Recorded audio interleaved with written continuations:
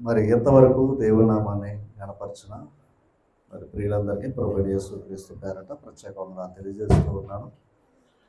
వాక్య పరిచయలకు వెళ్దాం. అందరూ కూడా వాక్యానికి మనసును ఇవ్వండి. ప్రార్థన. ఘనమైన తండ్రి, సర్వోన్నతుడా, మమ్మల్ని ఎంతగా ప్రేమించి కాపాడి మరొక దినాన్ని మీ సన్నిధిలో మిమ్మల్ని స్తుతించుటకు మాకు ఇచ్చిన యోగ్యతను బట్టి స్తోత్రాలు.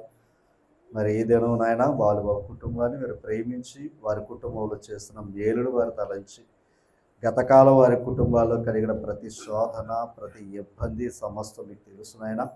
ఎన్నో నిందలు, అవమానాలు వారు పడినా సహించి నాయన తగిన సమయమందు నా తండ్రి మీరు అందించిన సహాయమును బట్టి మీకు స్తోత్రాలు దేవా. అటువంటి గొప్ప సహాయమును పొందుకుని ఇదిగో నా దేవుడు నాకు ఈ సహాయం చేశాడని మీ సన్నిధిలో ప్రభు వారు చేస్తున్న ఈ కార్యాన్ని బట్టి మీకు కృతజ్ఞతలు చెల్లిస్తూ చేరువచ్చిన ప్రతి వారిని దీవించి కుటుంబానికి మరెక్కువ ఆశీర్వాదాన్ని, సంఘాన్ని మరెక్కువ క్షేమాన్ని దయచేయమని యేసుక్రీస్తు వారి అతి శ్రేష్టమైన నామమున ప్రార్థించి వేడుకొనిచున్నాం మా ప్రియ పరలోక తండ్రి. ప్రభునామమున అందరికి ప్రత్యేక వందనాలు తెలియజేస్తూ మరి బాలుబాబు యొక్క కుటుంబం తరపున జరుగుతున్న ఈ కార్యక్రమాన్ని దేవుడు తన కృపలో జ్ఞాపకం చేసుకున్నాడు కనుక ఇంత చక్కని వాతావరణాన్ని దేవుడు అనుగ్రహించాడు. మన ఆలోచనలు వేరు, దేవుని ఆలోచన వేరు. లోకసువార్త 10వ అధ్యాయంలో కొన్ని ప్రాముఖ్యమైన మాటలు అక్కడ చూద్దాం. 10వ అధ్యాయంలో 2వ వచనాన్ని మనం చూసినట్లయితే అక్కడ పంపినప్పుడు ఆయన వారితో ఇట్లను, కోత విస్తారముగా ఉన్నది కానీ పనివారు కొద్దిమంది, కాబట్టి కోత యజమానిని తన పని కొరకు పనివారిని పంపమని వేడుకున్నారు. ఇది మన అందరూ తెలిసిందే, పాట కూడా నేర్చుకున్నాం. అయితే కోత ఎలాగుందంట? విస్తారంగా ఉందంట. పనివారు ఎంతమంది ఉన్నారంట? కొద్దిమందే ఉన్నారంట. అంటే ఇప్పుడు పనివారు ఉంటే కానీ కోత కోసే అవకాశం లేదు అన్నాడు ఆయన. అయితే ఇది వ్యవసాయం గురించి కోత లేదా వ్యవసాయంలోంచి వచ్చే పంట గురించి మాట్లాడలేదు. ఇది ఎవరయ్యా అంటే ఆత్మల గురించి మాట్లాడిన పాఠం గురించి చెప్తాడు ఇది. అయితే ఈరోజు దేవుడి పనిలో ఉన్న మాలాంటి అనేక సేవకులైన సహోదరులైన దేవుడి పనిలో దేవుని కృపలో కొద్దిమందే ఉన్నారు, అంతే కదండి. సేవకులు అనేవారు కొద్దిమందే ఉన్నారు. అయితే ఎక్కువ మంది ఉండే వాళ్ళు ఇంకా పని ఏమవుతుంది? విస్తరిస్తుంది. దేవుని ఆత్మలు ఆయన సన్నిధికి నడిపించగలం అని. అయితే ఇక్కడ ఒక విషయాన్ని మనం జ్ఞాపకం చేస్తాం. ఇప్పుడు ఆయన ఏం చేశాడు? ఇద్దరేసి చొప్పున ఆ ప్రాంతాలకు ఆయన పంపడం జరిగింది. ఎవరో? యేసు ప్రభు. అలా పంపినప్పుడు ఆయన ఒక మాట చెప్పాడు. ఏంటయ్యా అంటే 5వ వచనాన్ని చదువుతాం. చూడండి, త్రోవలో అది అంటే మీరు సువార్త ప్రకటిస్తున్నప్పుడు ఎవరి దగ్గర ఏ కుశల ప్రశ్నలు అంటే అనవసరమైన విషయాలు వద్దని అర్థం. మీరు ఎందుకు వెళ్ళారో ఆ పనే చేసుకుని రావాలి. ఎవరైనా సరే, మనం ఎవరైనా ఎక్కడికైనా వెళ్ళా, ఏ పని కోసం అయితే వెళ్ళామో ఆ పని చేసుకుని రావాలి. అనవసరమైన విషయాలు పెట్టుకోవటం వల్ల అవసరమైన విషయాన్ని పక్కన పెట్టుకోవాల్సి వస్తుంది. విలువైన మాటను లేదా విలువైన పనిని పక్కన పెట్టి మరో పనిలోకి చిక్కుకోవాల్సి వస్తుంది. కనుక ఇక్కడ విషయాన్ని చూడండి. ఎవరినైనా కుశల ప్రశ్నలు అడగొద్దు. మీరు ఏ ఇంటనైనా ప్రవేశించినప్పుడు చూడండి, ఒకవేళ మీరు ఎవరింటికైనా వెళ్ళినప్పుడు ఈ ఇంటికి చూడండి, ఈ ఇంటికి సమాధానమగుడుగా కానీ మొదలు చెప్పండి. అంటే మీరు ఎవరైతే ఇంటికి వెళతారో ఆ ఇంటికి మీరు ఏం చెప్పాలి? సమాధానం అని చెప్పండి అన్నారు. అంతేనండి. తర్వాత మాట, సమాధాన పాత్రుడు అక్కడ ఉండిన ఎడల మీ సమాధానము అతని మీద నిలుచును, లేని ఎడల అది మీకు తిరిగి వచ్చును అన్నాడు. ఈ వచనాన్ని గురించి మనం జ్ఞానం చేసుకుందాం. అంటే మీరు వెళ్ళండి, ప్రకటించండి. ఎవరైతే మిమ్మల్ని చేర్చుకుంటారో వారి ఇంటికి ఏం చెప్పమన్నాడు? ఆయన శుభమని చెప్పమన్నాడు. ఇప్పుడు శుభమని చెప్తే అక్కడ సమాధానం, శుభమన్నా సమాధానమా ఓకే, పర్యాయ పదాలే. అయితే అక్కడ ఏమన్నాడు? ఆ ఇంటికి సమాధానమగుడుగాక అని చెప్పమన్నాడు ఆయన. ఆ ఇంటికి సమాధానం అని చెప్పమన్నాడు. ఇప్పుడు సమాధానం అని చెప్పాడు. మన అందరు తెలిసిందే. ఏది? ఆ సమాధాన సువార్త మాకు అప్పగించాడని పౌలు గారు జ్ఞాపకం చేస్తూ ఉంటాడు. అంటే ఇప్పుడు సమాధానం చెప్పండి అన్నాడు. మంచిదే, సమాధానం చెప్తున్నారు. అంటే క్రీస్తు యొక్క సువార్తను తీసుకుని వెళ్ళి చెప్తున్నారు. కానీ ఇప్పుడు ఆ ఇంటిలో ఎవరు ఉండాలని చెప్పాడు అక్కడ?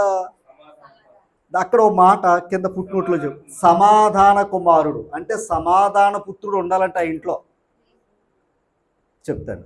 సమాధాన పుత్రుడు ఉంటే, సమాధాన కుమారుడు ఉంటే, సమాధాన కుమారుడు ఉంటే మీ సమాధానం అతని మీద ఉంటుందట. మీ సమాధానం అతని మీద ఉంటుంది. ఒకవేళ అతడు లేడనుకోండి, సమాధాన పుత్రుడు లేడనుకోండి, ఆ ఇంట్లో సమాధాన కుమారుడు లేడనుకోండి, మరల మీ సమాధానం మీకు తిరిగి వస్తుంది అన్నాడు. ఓకేనా? దీనికి ఒకసారి మత్తయి సువార్త 5 ఇచ్చేది. మత్తయి సువార్త 5 ఇచ్చేది 9 వచ్చిన 5 ఇచ్చేది 9 వచ్చిన. సమాధాన పరుచువారు ధన్యులు, వారు ఏమవుతారు అంటే ఇప్పుడు సమాధాన పరుచువారు ధన్యులు. ఇప్పుడు మనం ఏం చేస్తాం? దేవుడి పని వారు ఏం చేస్తారు? సమాధాన సువార్త ద్వారా ఏం చేస్తున్నారు? సమాధాన పరుస్తున్నారు. ఎవరితోనూ? దేవునితోను. ఎలాగా? సువార్త ద్వారా. సువార్త అనగా క్రీస్తు ప్రభు ద్వారా. క్రీస్తు ప్రభు ద్వారా దేవుడితో ఏం కలుగుతుంది? సమాధానం కలుగుతుంది. ఇప్పుడు ఆ సమాధాన పరిచేవారు ఏమవుతున్నారట? అదనమాట. అసలు దేవుని కుమారుడే మనలనే తండ్రిని ఏం చేశాడు? ఆయన సమాధాన పరిచాడు. ఇప్పుడు సమాధాన పరిచయం మనం చేస్తాం అనుకోండి, మనం కూడా ఎవరైనా చెప్తున్నాడు? ఆయన దేవుని కుమారులు అన్నాడు. ఇందాక ఏం చదువుకున్నాం? మీరు ఇంటికి వెళ్ళి సమాధానం అని చెప్పండి, ఆ ఇంటిలో సమాధాన పాత్రుడు అక్కడ ఉన్న ఎడల మీ సమాధానం అతని మీదకి వెళ్తుంది. అంతేనా? మీ సమాధానం ఎవరి మీదకి వెళ్తుంది? అతనికి. ఇంతకీ సమాధాన పుత్రుడు ఎవరు? మన అలవాట్లు ఏమన్నాం? యేసు ప్రభు అన్నాం. కాదు, యేసు ప్రభు యొక్క సువార్త వీళ్ళకి అప్పగించాడు. వీళ్ళ పట్టుకుని వెళ్ళిందే క్రీస్తు ప్రభుని. మరి ఆ ఇంట్లో సమాధాన పుత్రుడు ఎవరు? దాని అర్థం ఏంటంటే ఆ సమాధాన సువార్తను ఎవడైతే అంగీకరిస్తాడో వాడు సమాధాన పుత్రుడు. ఇప్పుడు అతను ఉంటేనే, అంటే సమాధాన సువార్తను అంగీకరిస్తేనే ఆ సమాధానం అతని మీదకి వెళ్తారు. మాకు ఆ సమాధాన సువార్త వద్దన్నాడు అనుకోండి, అతని మీదకి ఆ వాక్యం వెళ్ళే అవకాశం లేదనమాట. ఓకేనా? ఇప్పుడు ఈరోజు దేవుని కృపలో ఈ అంగర, ఈ టేకి, వెంటూరి పరిచర్యల గురించి ఎప్పుడు మనం చెప్పుకుంటూ ఉన్నాం. ఆనాడు మరి అందరికీ సువార్త చేయలేదు, కానీ మరి తల్లిగారు మాణిక్యమ్మ గారి ఇంటికి వెళ్ళినప్పుడు వారు ఏం చేశారు? ఆమె సమాధాన పుత్రురాలు కాబట్టి ఈ సమాధాన కుటుంబానికి వచ్చింది. ఓకేనా? నేను వెళ్ళాను అనుకోండి, సువార్త పట్టుకుని వెళ్ళాను, పట్టుకుని సత్యమే, సమాధానమైన సువార్త. ఆవిడ అంగీకరించలేదనుకోండి, సమాధానం వారి ఇంటి మీద ఉండదు. సమాధానం మన చేతుల్లో ఉంది. ఈ సమాధానం ఎవరిలో ఉండాలి? ఏ ఇంటిలోకి అయితే వెళ్తున్నావో ఆ ఇంట్లో కనీసం ఒక్కరిలో అయినా ఏముండాలి? కనీసం సమాధాన కుమారుడో సమాధాన కుమార్తె ఉంటే ఆ ఇంటికి సమాధానం కలిగిద్ది. ఎందుకంటే వారి ద్వారా కుటుంబానికి దేవుని సన్నిధిలో నడిపించుకోగలుగుతాం. అంతేనా? కనుక వారింట్లో ఎవరు కూడా సమాధానకు లోబడని వారు ఉన్నారనుకోండి, ఆ సమాధానం వారి మీద ఉండే అవకాశం లేదు. మరలా మీ సమాధానం మీ దగ్గర ఉంటుందిరా అని చెప్పాడు ఆయన. అన్నాడా? అంతేనా? రైట్. అలాగే టేకి ప్రాంతంలో ఆనాడు బాలుబాబు గారి కుటుంబాన్ని నేను దర్శించక ఉండకపోతే జనవరి 2 అనుకుంటాను, 2010 అనుకుంటాను బహుశా. అంటే 2010 జనవరి 2 అనుకుంటాను బహుశా.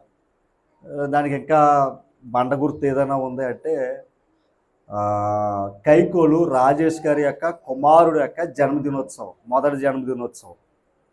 ఆయన అడిగితే ఇంకా క్లారిటీగా చెప్తాడు. ఎందుకంటే ఆ బాబు పుట్టినరోజు కార్యక్రమానికి నేను అక్కడికి వెళ్ళాను, ఇంకొకరి ఇంటికి వెళ్ళటం జరిగింది. అక్కడ కనబడ్డాడు అతని వెళ్ళాగా. ఎవరో బాలు. చాలా జాగ్రత్తగా ఉండాలి.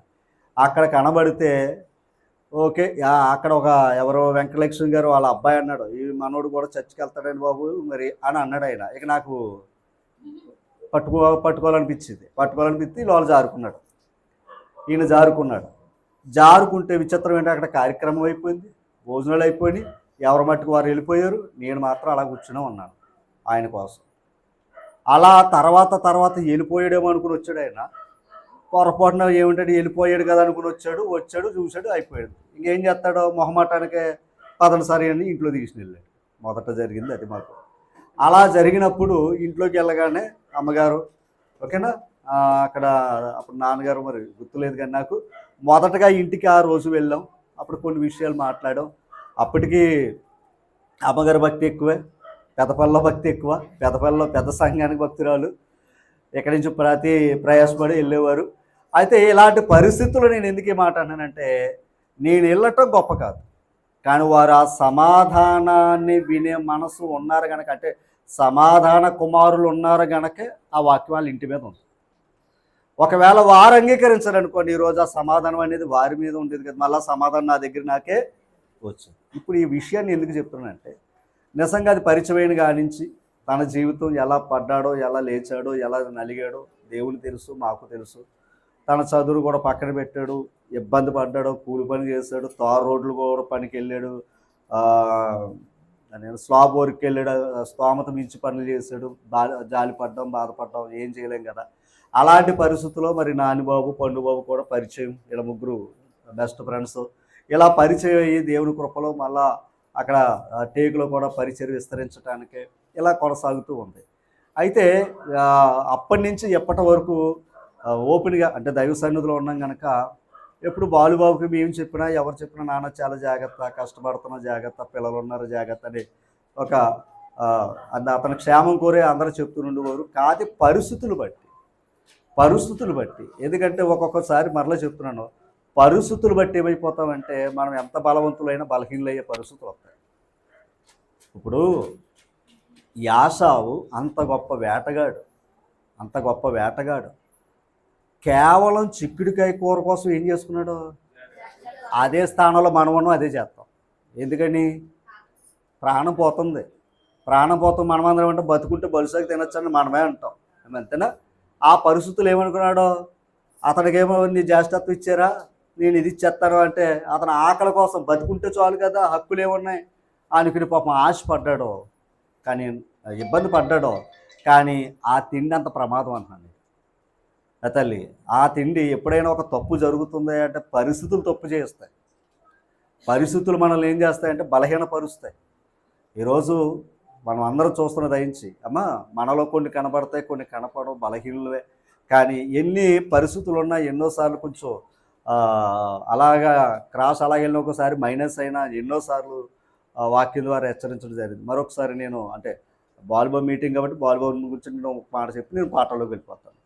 ఎన్నోసార్లు నిజంగా దేవుని యొక్క కార్యాల పట్ల నిర్లక్ష్యం ఎన్నోసార్లు హెచ్చరిక చేస్తున్నాను నేను. అతను ఎక్కువ అంటే ఎలా అన్నాను అనుకోవద్దు, నానిబాబుని బాలుబాబుని నేను ఎక్కువగా గద్దించినట్టే ఇంకెవరిని గద్దించలేదు.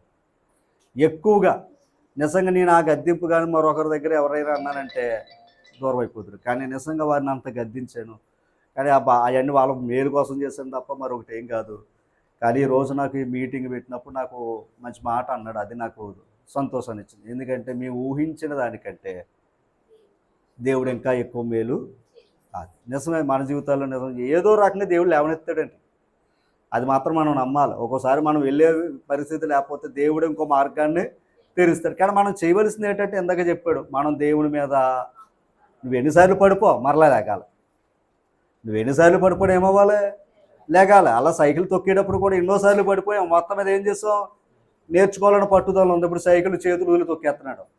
అలాగే మన జీవితాల్లో కూడా ఈ లోకంలో ఉన్నా కనుక పడిపోతూనే ఉంటాం. అలాగని పడిపోమని నేను పాఠం చెప్తలేదు, కానీ మనం ఉన్న స్థితిలో పడిపోయినా సరే, శత్రువా నా యందు నువ్వు అతిశయపడొద్దు, నేను కింద పడినను తిరిగి, అది మాత్రం ఆ విశ్వాసం ఉంటే ఖచ్చితంగా దేవుడు మళ్ళీ తిరిగి నిలబెడతాడు, మళ్ళా గౌరవ మర్యాదలు ఇస్తాడు.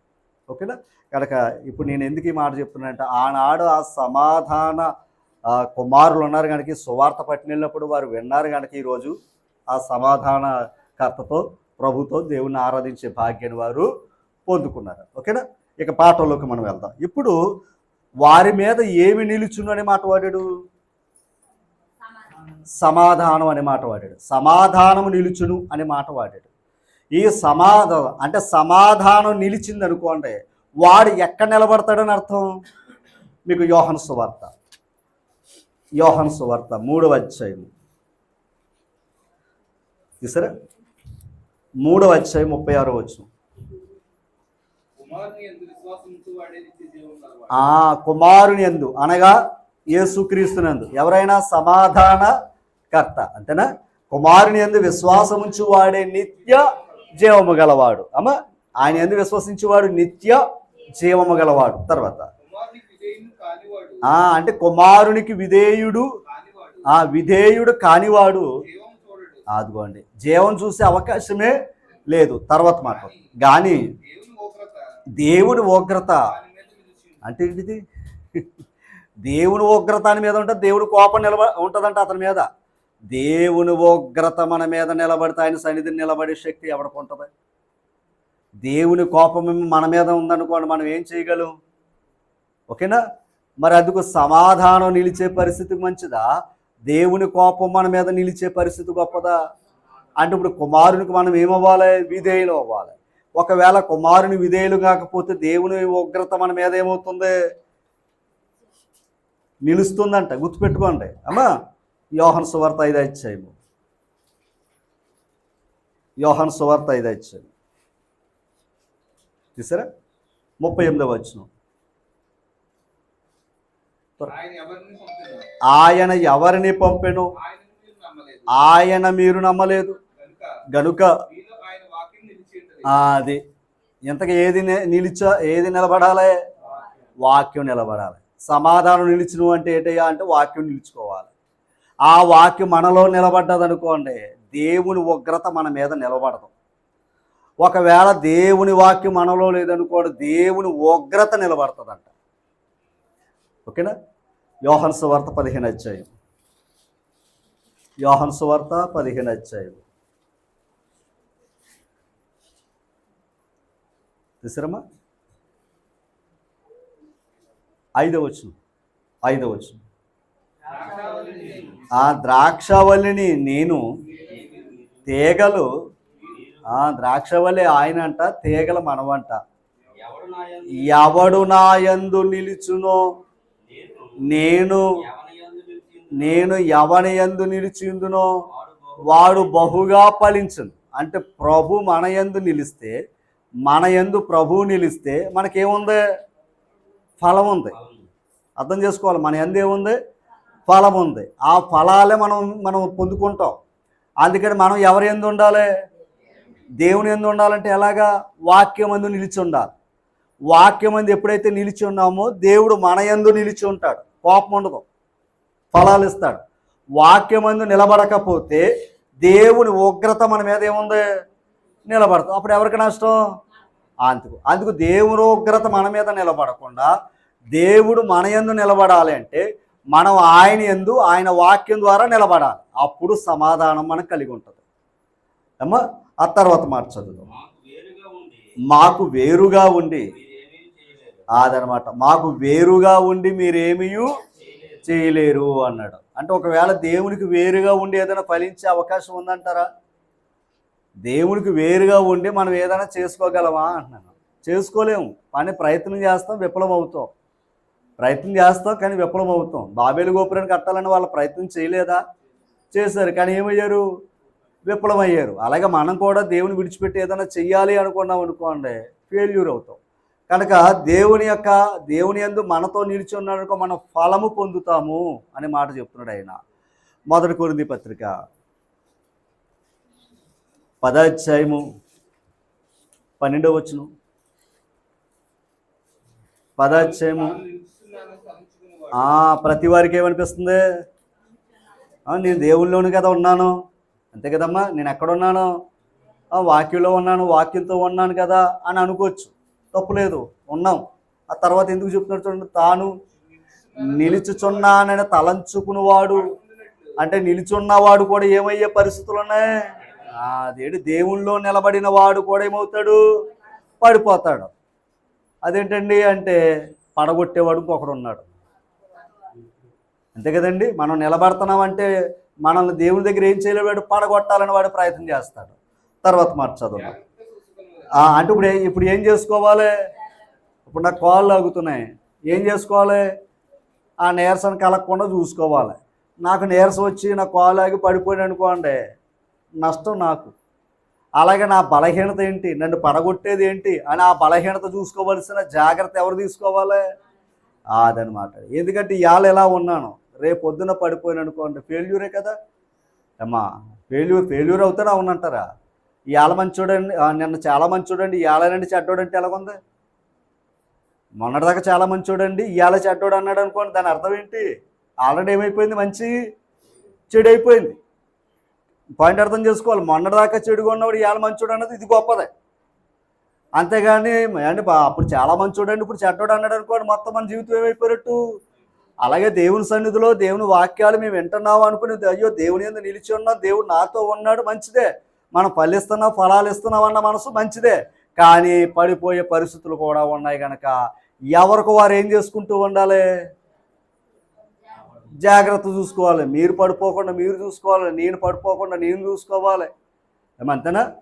ఒకవేళ అటువంటి పడిపోతున్నప్పుడు మళ్ళీ ఏం చేసుకోవాలి? ఒకరికొకరు సహకారం అందించుకోవాలి. ఇదిగో ఈ విషయాలు అమ్మ ఒకసారి చూడండి, పౌలు గారు ఏం చెప్తున్నాడు? దశలోనికి పత్రిక మొదటి పత్రిక దశలోని పత్రిక 3వ అధ్యాయము 8వ వచనం చూడండి. యాలయనగా అది ఏంటంటే అండి, ప్రభువునందు ఎలా ఉండాలంట అంటే ఇప్పుడు నిలబడేవాడు ఏమవ్వాలి? స్థిరం అవ్వాలి. అంతే కదండి. ఇప్పుడు రాటాల పెట్టెత్తు కాదు, అది ఏమవ్వాలి? స్థిరం అవ్వాలి. అలాగే మనం ప్రభువునందు నిలబడితే సరిపోదు, ఆ నిలబడటంలో స్థిరం అవ్వాలి. మనం స్థిరమయ్యామంటే పడిపోయే అవకాశం ఉండదు. మనలో నిలకడ లేకపోతే ఏమైపోతాం?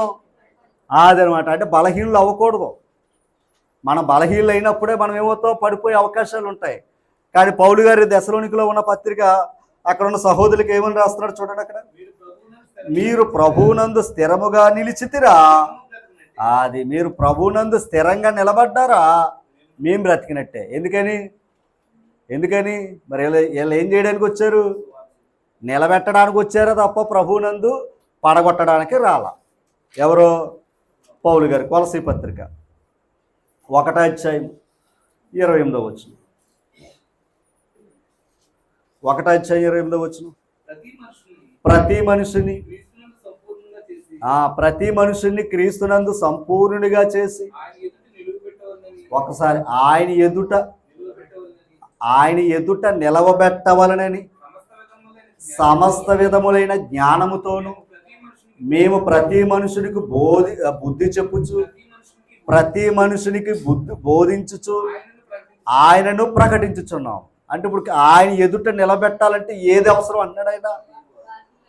అమ్మ కొలసీ పత్రిక ఉంచుంటే దానియేలు గ్రంథంలో దానియేలు గ్రంథం 1వ అధ్యాయం 3వ వచనం. దానియేలు గ్రంథం 1వ అధ్యాయం చూసారా? రాజు తన దగ్గర ఉన్న అధిపతులు పిలిచాడంట. ఎందుకో? అతనికి ఎలాగో ఆజ్ఞాపించింది. ఇశ్రాయేలు రాజవంశంలో ముఖ్యులై, అంటే ఇశ్రాయేలు వారిలో కొందరిని ఏం చేశాడు ఆయన? చెరలోకి తీసుకొచ్చేసాడు రాజు, నెబుకద్నెజరు రాజు. ఇప్పుడు ఆ ఇశ్రాయేలు యొక్క రాజవంశంలో ఉన్నవారు, లోపము లేని వారు, సౌందర్యమును, సకల విద్య, ప్రావీణ్యత, జ్ఞానము కలిగి తత్వజ్ఞానము తెలిసిన వారే రాజు నగరనందు నిలవదగిన కొందరును బాలును రప్పించి కల్దీల విద్యను భాషల వారికి నేర్పమన్నాడంట. ఎవరిని?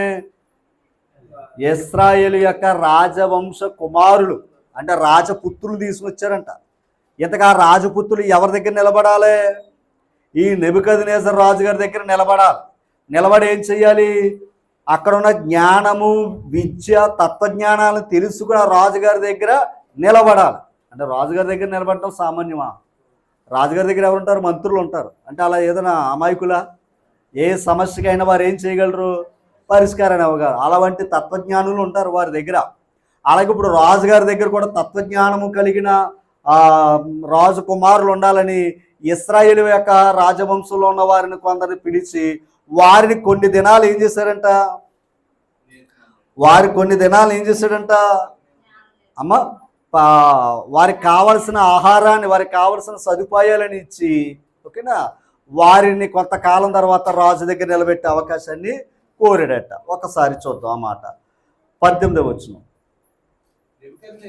నెబుకద్నెజరు చదవండి ఒకసారి. 5వ వచనంలో అంటాడు 3 సంవత్సరాలు ఇచ్చాడట వారిని. 3 సంవత్సరాలు ఇచ్చాడట. 3 సంవత్సరాల ట్రైనింగ్లో 5వ వచనం చదవండి. మరియు రాజు తాను భుజించు ఆహారములో నుండి తాను పానము చేయు ద్రాక్షారసములో నుండి అనుదిన భాగము వారికి నియమించి 3 సంవత్సరములు వారిని పోషించి పిమ్మట వారిని తన ఎదుట నిలబెట్టునట్లు ఆజ్ఞ ఇచ్చాడు. వారు ఎవరి దగ్గర నిలబడాలి? రాజుగారి దగ్గర నిలబడాలి. రాజుగారి దగ్గర నిలబడాలంటే రాజుగారి తినే తిండి, రాజుగారి తాగే పానీయము, వారు వేసుకునే సమస్తం కూడా వారు కూడా వారికి ఇచ్చి 3 సంవత్సరాల తర్వాత తీసుకున్న దగ్గర నిలబెట్టండి అన్నాడు ఆయన. అంటే ఇప్పుడు రాజుగారి దగ్గర ఉండాలంటే వారు ఎంత ప్రావీణ్యతగా జ్ఞానం కలిగి ఉండాలి? సామాన్యులు తీసుకోడు కదా. ఇప్పుడు ఒక రాజు దగ్గరే అలాంటి గొప్పవారు ఉండాలని ఆయన కోరుకున్నప్పుడు సాక్షాత్తు దేవుని దగ్గర నిలబడాలి. సాక్షాత్తు దేవుని దగ్గర మనం నిలబడాలి. అదేంటండి అలా చూశారు? మనం ఉన్నది ఇక్కడ కాదు, ఎక్కడ నిలబడాలి? మరి దేవుని దగ్గర నిలబడాలంటే ఎంత ట్రైనింగ్ కావాలి? ఒక రాజుగారి దగ్గర 3 సంవత్సరాల ట్రైనింగ్ ఇచ్చాడు. ఆయన పెట్టింది తినాలి, ఆయన ఇచ్చింది తాగాలి, ఆయన చెప్పినట్టు చెయ్యాలి. చేశారా లేదా? కాకపోతే అందులో ఏం చేశారు? నలుగురు రాజుగారు పెట్టిన ఆహారం వద్దు, ఎందుకంటే మేము దాన్ని ఎందుకని ఆహార విషయంలో కూడా దేవుని నామానికి అవమానం తేలేదండి. అది అంతే కదా. మరి వాళ్ళు నిజంగా రాజుగారి భోజనం ఎలా ఉంటుంది? దేవుడు ప్రభురాత్రి భోజనం కంటే రాజుగారి భోజనం బాగుంటుంది. తప్పు అనుకోకండి, సహజమే కాదంటారా ఏమా? ప్రభురాత్రి భోజనం కంటే ఏ భోజనం బాగుంటుంది? రాజుగారి భోజనం బాగుంటుంది. అంతే కదా. కొండ బిర్యానీ బాగుంటుందా? ప్రభురాత్రి భోజనం బాగుంటుందా?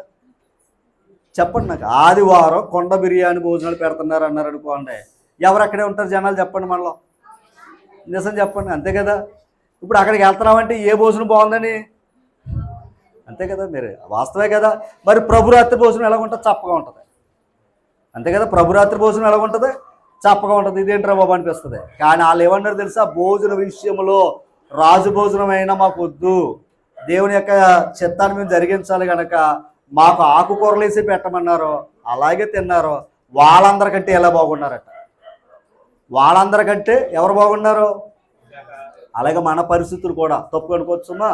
మన పరిస్థితులు అంటే సాధ్యమైనంత వరకు నిలబడడానికి మనం ప్రయత్నం చేయాలి. అవునంటారు కాదంటారా? సాధ్యమైనంత వరకు మనం ఏం చేయాలి? నిలబడాలి. అంటే దేవుడి నామాన్ని ఏం చేయకూడదు అంతే. ఆదివారం ఇదేంటారా భోజనానికి వచ్చి గుడికి వెళ్ళలేదు అన్నారు అనుకోండి, అక్కడ దేవుడిని ఏం చేసినట్టు? అది అవునంటారు కదంట. అది మహిమ. అంతేగాని దేవుడిని అవమానపరచమనుకోండి, అది మంచిది కాదు. ఓకేనా. దేవుడు ముందు, తర్వాత ఎవరైనా అనారోగ్యంగా ఉంది రాలేదని అడగరు. ఎందుకని? అనారోగ్యం కనుక. అంటే నీ అనారోగ్యానికంటే ఓకేనా అక్కడ సంతోషం గొప్పది కాదు. అలాగే నీకు ఆరోగ్యాన్ని ఇచ్చిన దేవుడు, నీకు ప్రాణాన్ని ఇచ్చిన దేవుడు, ఆయన ఇచ్చిన ఆజ్ఞను కూడా మనం ఏం చేయాలి? నెరవేర్చాలి. రాజు ఆజ్ఞనే నెరవేర్చారు కదా ఏమా. 3 సంవత్సరాలు వాళ్ళు ఏం చేశారు? ట్రైనింగ్ అయిన తర్వాత తీసుకొచ్చారు. కానీ దేవుని మాటకు లోబడిన వారే ఆ రాజుగారి దగ్గర అంటే ఆయన పరిపాలనలో వారు ముందుండి కార్యాలు, రాజకార్యాల్ని జరిగించడం అనేది మనం చూస్తూ ఉన్నాం. ఇప్పుడు మనం ఎక్కడ నిలబడాలి? నెబుకద్నెజర్ గారు రాజు దగ్గర, రాజులకు రాజు, ప్రభులకు ప్రభు ఆయన దగ్గర. అర్థమైందండి? ఆ రాజు దగ్గర నిలబడాలంటే ఇంకెంత జాగ్రత్తలు కావాలో ఆలోచన చేసుకోండి. అందుకే ఏమన్నాడు? కొలసీ పత్రిక 1వ అధ్యాయంలో మనం ఎందాక చదివింది. అక్కడ దానియేలు గ్రంథాన్ని ఇక్కడ మనం చూసుకుంటాం. ఇక్కడ మనం కూడా ఎవరు? రాజులైన యాజక. మరి మనం రాజులవే. అంటే ఇప్పుడు దేవుని ఎదుట నిలబడాలంటే ఇది ఇక్కడ చెప్పాడు. ఇప్పుడు ఆయన ప్రతి మనుషుని క్రీస్తునందు అంటే అందరూ సంపూర్ణులు అవ్వాలా, ఒకరొకరు అవ్వాలా? అది నేను అంటాను. అన్ని అవయవాలు బాగుంటేనే శరీరం ఆరోగ్యంగా ఉంటుంది అమ్మా.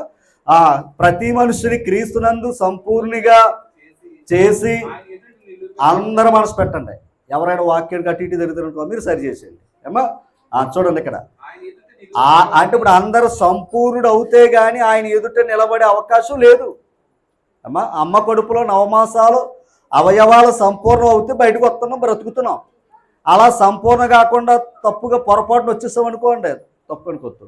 అక్కడ గుండె ఎదగలేదనుకోండి, ఇక్కడ బాడీ ఎదిగిన ఉపయోగం లేదు. లోపల ఏం కావాలి? అది. అలాగే మనం కూడా ఆయన సన్నిధిలో ఉన్నామంటే సంపూర్ణులు అవ్వాలి. ఆ సంపూర్ణత కోసం మనం ఏమవ్వాలి? ప్రయాసపడాలి తల్లి అమ్మ. తర్వాత ఆయన ఎదుట నిలవబెట్టవాలని అది అంటే ఎన్ని పాఠాలు చెప్పుకుంటున్నాం? ఒకే పాఠం కాదు కదా, ఎన్ని విషయాలు నేర్చుకుంటున్నాం. సమస్తమైన సమస్త విధములైన జ్ఞానము. ఆలోచించాలి. అందుకే దైవలేఖనాలని ఈ వాక్యం చెప్పుకోవడానికి సమయం సరిపోతలేదు తల్లి. ఆ సమస్త విధములైన జ్ఞానముతోనూ మేము ప్రతి మనుషునికి అంటే ఇప్పుడు ప్రతి మనుషుని కంటే బోధించేవాడు కూడా బుద్ధి ఉంది, వినేవారికి కూడా బుద్ధి చెప్తుంది. ఎవరు చెప్తున్నారు? ఆయన దేవుడు చెప్తున్నాడు గ్రంథం ద్వారా. ప్రతి మనుషునికి బుద్ధి చెప్పుచు ప్రతి మనుషునికి అంటే ఈ పాఠం నాకు కాదు అని వదిలేయకూడదు. అంతే కదండి. పాఠం నాకు కాదన్నాం అనుకోండి, మరి ఇప్పుడు ఒక మాట దేవుడు మరి ఎందుకు మాట్లాడుతున్నాడు? దేవుడు ఎందుకు మాట్లాడుతున్నాడు ఈరోజు? అది అంటే ప్రతి మనుషుడిని కూడా ఏం చేయమన్నాడు ఆయన? ప్రతి మనుషుడికి బోధించుచు ప్రతి మనిషికి బుద్ధి చెప్పుచు ఆయనను, అంతే, ఆయనను ప్రకటిస్తున్నాం. అంతేనండి. ఆయన గురించి మనం ఏం చేసుకున్నాం? నేర్చుకుంటున్నాం. ఇప్పుడు చూడండి, ఇవన్నీ నేర్చుకుంటే కానీ మనం ఏమవ్వం? అదండి సంపూర్ణులు కావు. అక్కడ నిలబడే అవకాశం లేదంట. ఇప్పుడు అక్కడ నిలబడే శక్తి కావాలంటే ఎక్కడ సంపాదించుకోవాలి? అది ఏమా ఉద్యోగం చేయాలంటే కాలేజీలో జ్ఞానం సంపాదించాలి. అబ్బాయి లేదండి ఉద్యోగాలు తెచ్చుకుంటారంటే ఇచ్చేస్తారంటే. అక్కడ నువ్వు నిలబడాలి అంటే నువ్వు ముందు కాలేజీలో నిలబడతావు, నేర్చుకోవాలి, అక్కడ జ్ఞానాన్ని సంపాదించుకోవాలి. అతను అంతేనా? కొలసీ పత్రిక 1:22 వచనం. తన సన్నిధిని పరిశుద్ధులుగాను, ఒకసారి తన సన్నిధిని ఎలా ఉండాలంట? పరిశుద్ధులుగాను, నిర్దోషులుగాను, నిరపరాధులుగాను నిలవబెట్టుటకు. అది యేసుప్రభు ఎందుకు మాంసయుక్తమైన దేహం మరణము వలన ఇప్పుడు మిమ్మల్ని ఏం చేశాడు? సమాధానపరిచాడట. అమ్మ ఆ తండ్రి ఎదుట నిలబెట్టాలని. ఎలా నిలబెట్టాలని చెప్పాడు అక్కడ? పరిశుద్ధులుగా, నిర్దోషులుగా, నిరపరాధులుగా నిలబెట్టాలి తండ్రి దగ్గర అని ఆయన ఈ మాంసయుక్తమైన దేహాన్ని ఏం చేశాడు? మరణానికి అప్పగించాడు. కనుక ఇప్పుడు సమాధానం దొరికింది మనకి. అయితే ఆయన సన్నిధికి వచ్చే అవకాశం కూడా మనకి లేదు. ఇప్పుడు అటువంటి భాగ్యం మనకు కలిగింది. ఆయన ఎదుట నిలబెట్టడానికి ప్రభు చేసిన త్యాగం. మరి అపోస్తులు చేసింది ఏంటి? అది ఇప్పుడు ఎంత చదువుకున్నా, సమస్త విధమైన జ్ఞానమును బోధించుచు ప్రతి మనుషుడికి బుద్ధి చెప్పుచు ప్రతి మనుషుడికి కూడా ఏం చేస్తున్నారు? వాళ్ళు ప్రతి మనుషుని ఆయన ఎదుట నిలబెట్టాలని ప్రతి మనుషుడికి ఏం చేస్తున్నారు? వాళ్ళు ప్రకటిస్తున్నారని చెప్పాడు ఆయన. అంతేనా కదంటారా? ఇప్పుడు మనం అందరూ కూడా ఆయన సన్నిధిలో నిలబడి ఒక రోజు ఉంది. ఇక్కడ నిలబెడుతున్నాం మంచిదే, అది ఇక్కడ ఏదో నిలబడుతున్నాం. ఇంకో విషయం తెలుసా? ఇక్కడ నిలబడుతున్నావు, పడిపోతున్నావు, నిలబడుతున్నావు, పడుతున్నావు. మరి అక్కడ పడిపోతే అక్కడికి వెళ్ళాం, పడిపోతే కింద గడిపోతాం ఇక్కడే. కానీ ఎక్కడ స్టాండర్డ్ అవుతేనే అక్కడ నిలబడతాం. అందుకే ప్రభునందు మీరు స్థిరముగా నిలిచితిరా మేము బ్రతికినట్టే. ఎందుకని? వాక్యం చెప్పేది దేనికోసం? వాళ్ళు బ్రతుకుడు క్రీస్తు, చావైతే అంటే బ్రతికింది ఎందుకంటే మీరు నిలబడాలి. ఎక్కడ? స్థిరంగా. ఎవరిలో? క్రీస్తు ప్రభులో, అనగా వాక్యంలో. అప్పుడు దేవుని కోపం మీ మీద నిలవదు అని చెప్తున్నాడు ఆయన. ఓకేనా? మరి ఇప్పుడు అక్కడ నిలబడాలి అంటే మనం ఎంత భక్తిని చెయ్యాలి? మనం ఏం చేస్తున్నాం? రాజీ పడిపోతూ ఉంటున్నాం. ఓకేనా? రైట్. కీర్తన గ్రంథం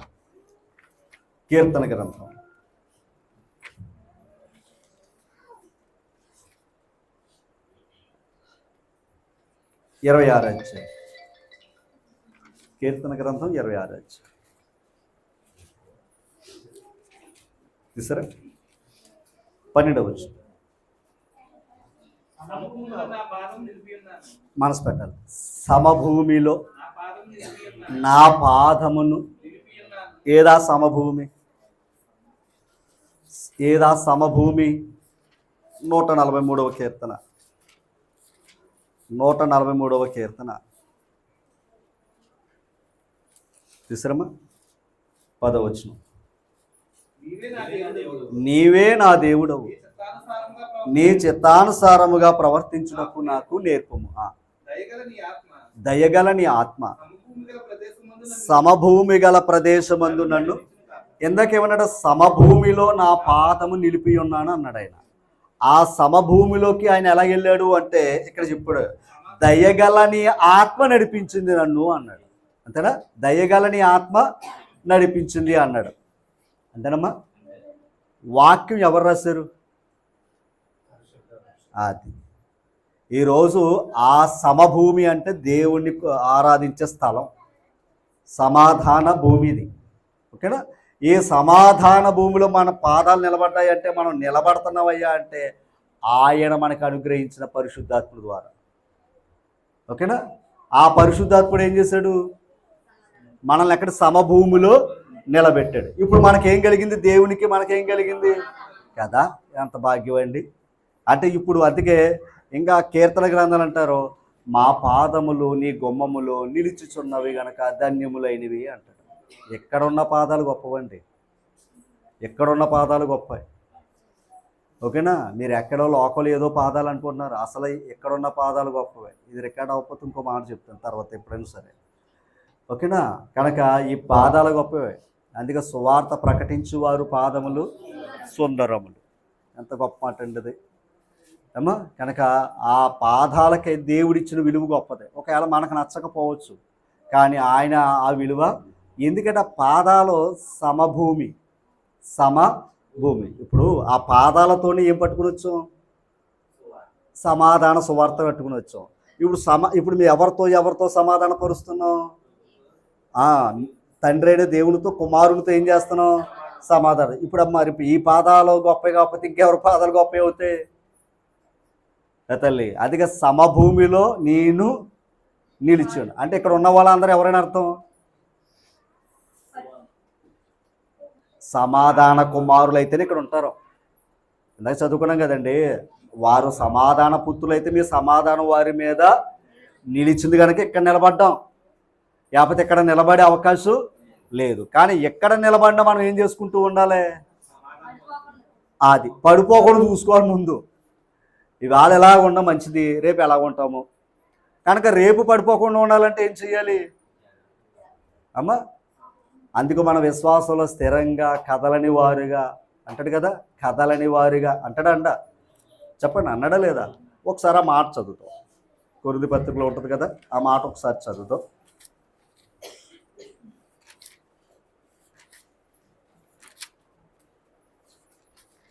మొదటి కొరింథీ పత్రిక 15వ అధ్యాయము 58వ వచనమ్మా, ఒకసారి చూడండి. 57వ వచనం చదవండి. అయినను మన ప్రభువైన యేసుక్రీస్తు మూలముగా మనకి ఏమిచ్చాడంట? నిన్న ఏదో నేర్చుకున్నట్టు గుర్తు పాఠం. ప్రభు పేరట వచ్చిన వాడికి జయము కలుగును గాక అన్నారు. ఎలా అంతేనా? జయము కలుగును, ఆయనకి జయమని అన్నారు. కానీ ఇప్పుడు ఏమొచ్చింది? మనం మాట్లాడుకోలేదు. మాట్లాడుకున్న వాళ్ళు ఏమన్నారు? జయము కలుగును గాక అన్నారు. అక్కడ ఓసన్నా అన్నారు. కానీ మట్లు పట్టుకోలేని వాడికి ఏమొచ్చింది? దానికి దీనికి తేడా ఏంటి? అన్నాను. మనం వసంతకాలంలో ఉన్నాం గనక, చెప్పాను కదండి నేను పాఠం, వసంతకాలంలో ఉన్నాం గనక, దేవుని రాజ్యములో ఉన్నాం గనక, ఓకేనా, మనం మాట్లాడుకోవాల్సిన పని లేదు. ఆయన రాజుగా వస్తున్నాడు కనుక మాట్లాడుకున్నారు వాళ్ళు. కానీ ఇప్పుడు రాజులో ఉన్నాం మనం.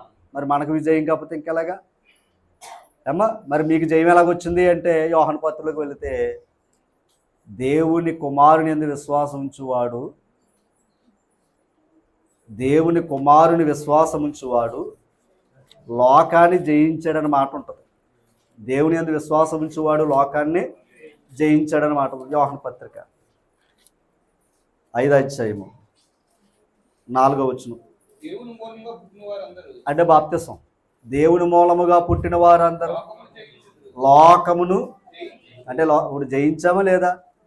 అది జయించాం. జయించిన వారి ఒక పదవానికి వచ్చే విజయం అనొచ్చా అనకూడదా? అది ఇప్పుడు చదవండి. అదిగో లోకమును జయించిన విజయము. అంతే. ఇప్పుడు నువ్వు నీ విశ్వాసం ద్వారా నువ్వేం చేస్తావు? లోకాన్ని జయించావు. ఎలాగా? బాప్తిసం ద్వారా. నువ్వు బాప్తిసం పొందుకోవటం నువ్వేమయ్యో జయం. నీకు జయం ఇచ్చాడు ఆయన. అందుకే ఇందాక మన కొరింథీ పత్రికలో ఏమన్నాడు?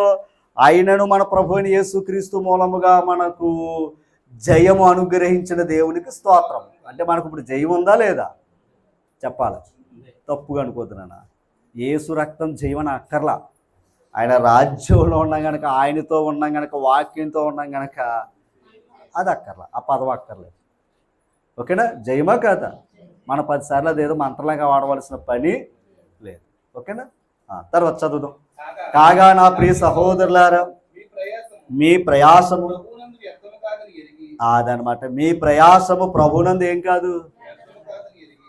ఆ కుటుంబంలో ఎన్నోసార్లు పడ్డాడు కింద మీద. మరి ఇప్పుడు ఏమైంది అన్నట్లుగా ఒక పరిష్కారాన్ని దేవుడు ఇచ్చాడు. అంటే నేను చెప్తున్నాను, అలాగే ప్రభువునందు అది వేరు. కుటుంబం నందే విడిచిపెట్టాడు ఆయన, తన బిడ్డలు విడిచిపెట్టేవాడు కాదు. అలాంటప్పుడు ప్రభువునందు ప్రయాస కూడా ఏం కాదు, అది వ్యర్థం కాదండి. ఒకవేళ ఇదేంటి ఎంత ప్రయాసపడాలా అని మీరు అనుకోవచ్చు మనసు. ప్రభు కోసం ఎంత ప్రయాసపడాలని మనసు మనకు వస్తుంది. ఎందుకంటే మనకు భౌతికంగా ఆలోచించే మనసు ఇది వేరు కదా. ఇందాక చెప్పాడు, రాజుగారి భోజనం గొప్పదా ప్రభు భోజనం గొప్పదా అంటే, ఎక్కడైతే ప్రభు భోజనం అంటాం బయటికి వెళ్ళాక రాజుగారి భోజనం బాగుంటుంది. అవునా కదంటారా? మరి అలాంటప్పుడు ప్రభు భోజనం విలువ తెలియాలంటే ఆయన చేసిన త్యాగం మనకు తెలియాలి. అంతేనా కదంటారా? అక్కడ భోజనం ఏముంది, 200 ఎడితే ఎక్కడ దొరికిద్ది. అంతేనా? దొరికిందే దొరకదా? కానీ ప్రభు భోజనం కొనుక్కుంటే దొరికింది కదా. అది ఆయన త్యాగాన్ని, ఇంకొక మాట, కృతజ్ఞత కలిగితేనే దొరికింది అమ్మా.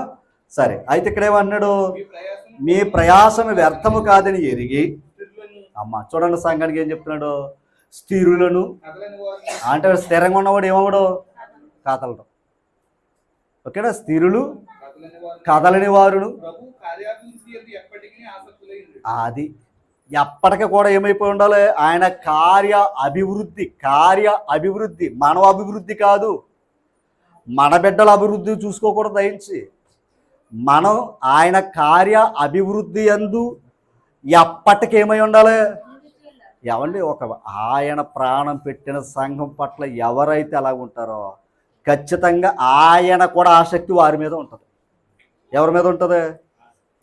ఇప్పుడు మనల్ని ఎవరైతే ప్రేమిస్తారో వారి మీద మనం ప్రేమిస్తామా ప్రేమించవా?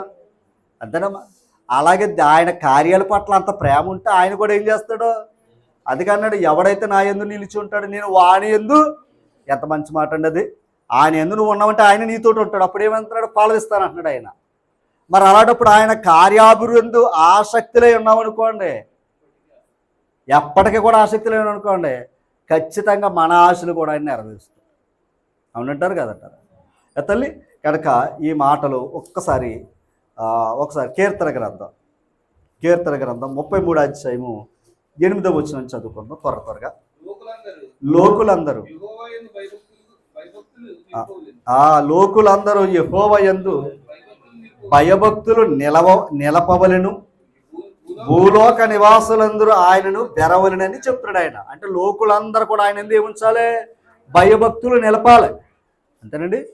లోకులందరూ ఆయన ఎందు భయభక్తులు ఉంచాలి. అంటే కొంతమందినా అందరినీ కానీ కొందరే ఆయన ఎందు ఉంచుతున్నారు భయభక్తులు. అదే సత్యము వాని మీద నిలుచును. ఇందాక సత్యము అనగా కుమారుని విధేయుడు కానివాడు దేవుడు ఉగ్రత వాని మీద నిలుచును. అర్థం చేసుకోవాలి. అందుకే సత్యము నిలిచిన వాడు ఏమవుతున్నాడు, సమభూమిలో తన పాదాలను నిలుపుకుంటున్నాడు ఆయన. ఇక్కడికి వచ్చిన వాడు ఏమవుతున్నాడు, మళ్ళీ ఆయన జ్ఞానములోను ఆయన యొక్క విశ్వాసంలోను ఏమవ్వాలి, స్థిరులు కదలవారు అవ్వాలి. అప్పుడు ఆయన ఎదుట నిలబెడతాడట. అసలు ఎక్కడ నిలబెట్టడానికి ప్రభు ఏం చేశాడు, ఆయన రక్త మాంసాలు త్యాగం చేశాడు. ఆయన సన్నిధి నిర్దోషులు పరిశుద్ధులు నిష్కలంకములుగా ఉండాలనే కదా ఆయన ప్రాణం పెట్టాడు ఇక్కడ నిలబెట్టడానికి. మరి అక్కడ నిలబడాలంటే ఇంకెంత పరిపూర్ణుడు అవ్వాలి. ఒకవేళ అలా అవ్వలేదనుకోండి, అక్కడ నిలబడే అవకాశం లేదనుకోండి, ఫెయిల్యూర్ అయిపోతాం.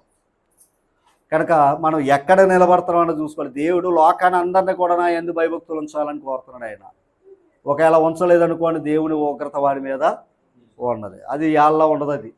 కనుక ఉన్నంత కాలంలో మన జీవితంలో ఆయన యందు భయభక్తులు కలిగి ఉండాలి. అలాగే యోన గ్రంథంలో ఒక్కసారి అంటే తాను నిలుచుచున్నానన్నవాడు జాగ్రత్త అనే మాటను చూసారా. యోన గురించి ఒక్క మాట చూసి మనం ముగింపు చేసుకుందాం. 763 పేజీ తీయండి ఒకసారి. 1వ అధ్యాయము 3వ వచనం చదువుదాం. అయితే యెహోవా సన్నిధిలో నుండి తార్షీషు పట్టణము నుండి పారిపోవలనని యోన ఇప్పేకుపోయి తర్షీసునకు పో ఓడను చూచి ప్రయాణమునకు కేవు ఇచ్చి యెహోవా సన్నిధిలో నిలవక వాడవారితో కూడి తర్షీసునకు పోవుటకు వాడెక్కడి. ఇంతకు ఎక్కడ నిలబడలేదు ఆయన? అది ఎక్కడ నిలబడలేదండి ఆయన? దేవుని సన్నిధిలో నిలబడలేదట. అంతేనండి ఆ మాట. యెహోవా సన్నిధిలో ఏమవ్వలేదంట ఆయన? చెప్పాలి, యెహోవా సన్నిధిలో నిలబడలేదు అన్నాడా? అయితే అసలు యెహోవా సన్నిధి ఏముంది అక్కడ? ఆయన ఏదైనా మందిరానికి వెళ్ళాడా అమ్మా? ఆయన ఏదైనా మందిరానికి వెళ్ళాడా? ఇర్మియా గ్రంథం 17వ అధ్యాయము 16వ వచనం. ఇర్మియా గ్రంథం, ఇది ఇంపార్టెంట్, కొన్ని వచనాలు మీరు అండర్లైన్ చేసుకోండి. 16వ వచనం.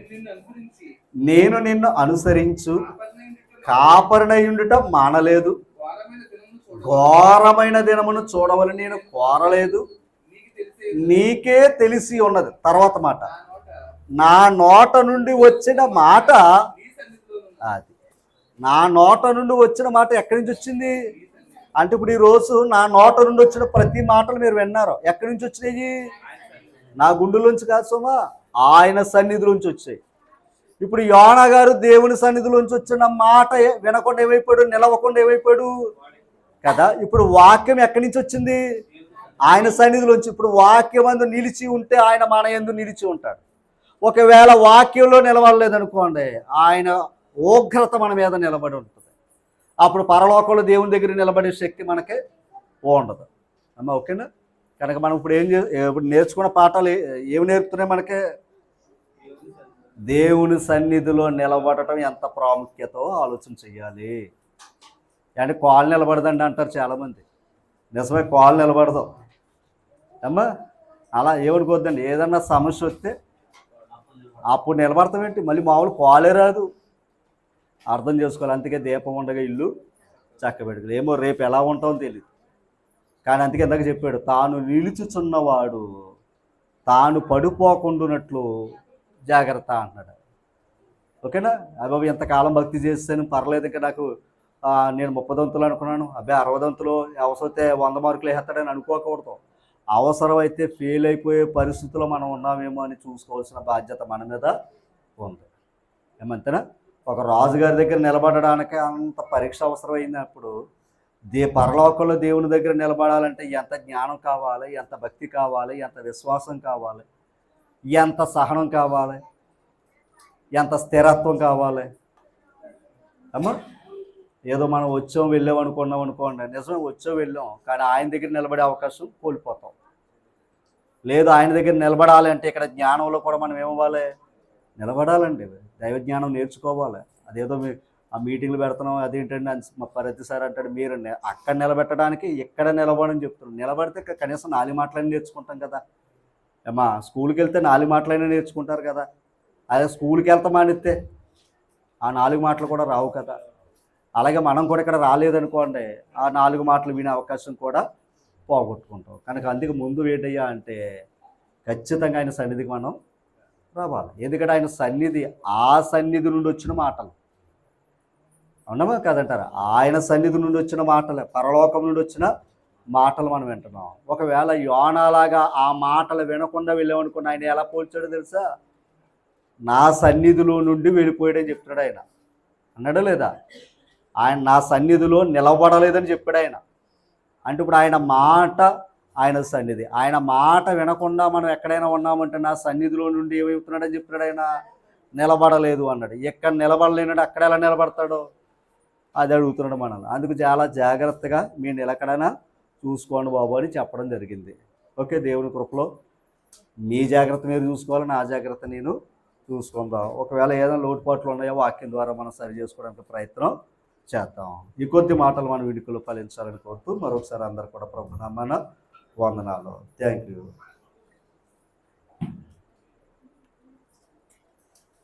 ఇలా చెప్తే ఎందుకు రావండి బాబు అండి మీరు